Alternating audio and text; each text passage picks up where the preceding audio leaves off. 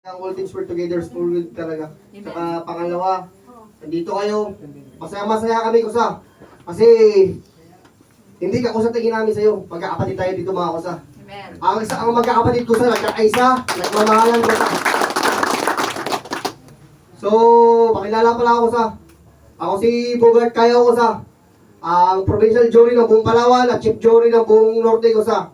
Alam niyo ba mga kusa na kami mga Lord Jury kusa wala kami sahod. Pero kami, batuhan ng problema. Maniwala kayo kusa. Nung una, na-realize na mga asawa namin. Problema talaga, asawa agad no? Ang unang kontrabida sa buhay natin, asawa. Kasi una, sa isang linggo, 3 beses, lahat kami. Punta kami Taytay, mga isla, Rojas lahat, Baong, Pangkol, lahat ikot namin yung mga kusa. Dahil sa pagmamahal. Alam mo namin kung saan di kami sa horad. Ginagawa namin dahil mahal namin ang komando kusa. Ano bang lahin namin dito dahil kapayapaan na maghihingi babaw sa ating mga kusa. Kung agad mo kusa sa isang komando paradero di kapayapaan, gumawa ka na mabuti kusa. Tama? Alam mo kung saan di kami sinasahuran.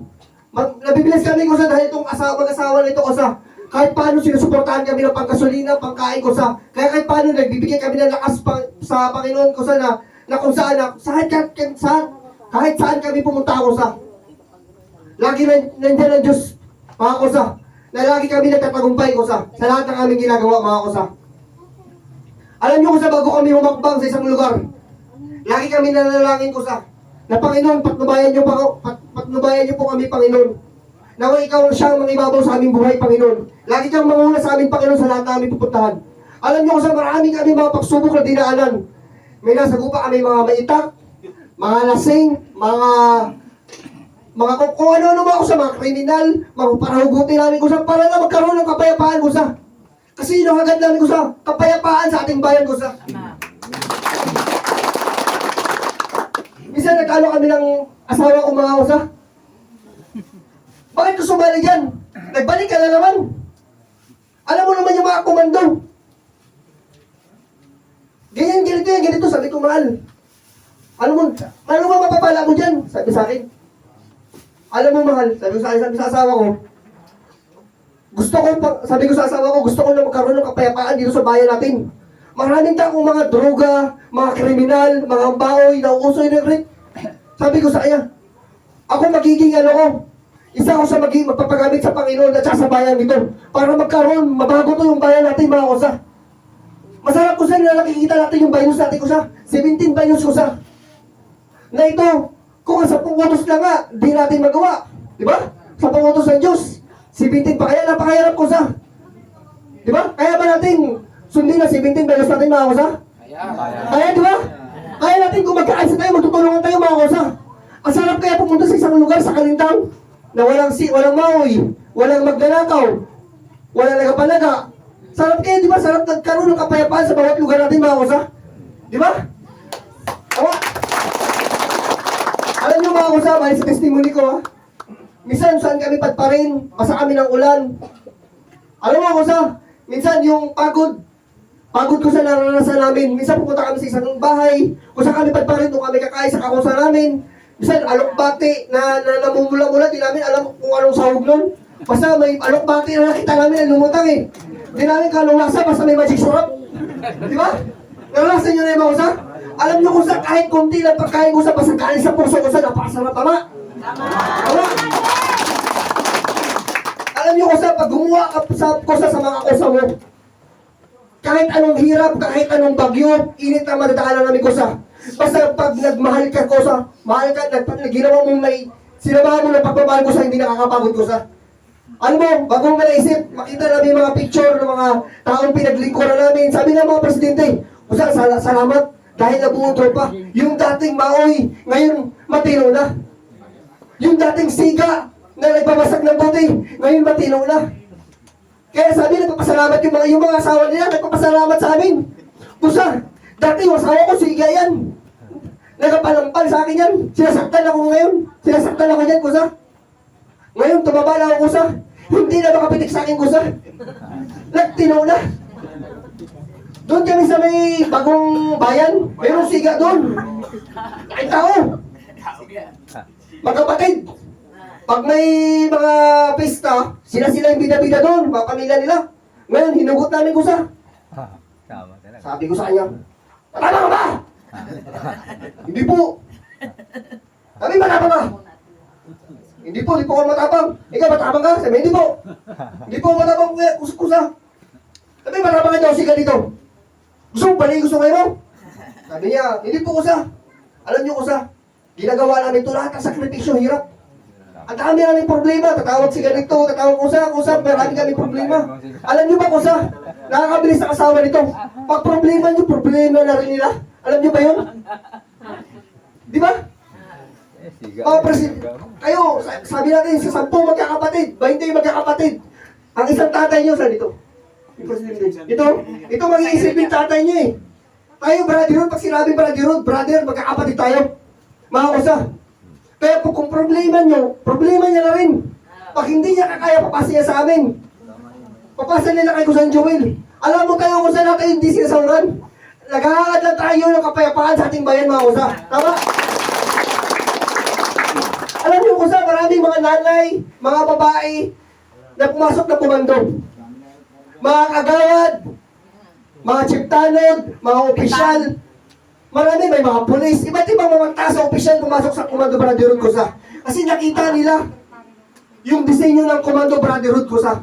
Napakagandang layunin. Ano? Para tumulong sa kapwa. Alam niyo kusa ako sa pamilya ko ha?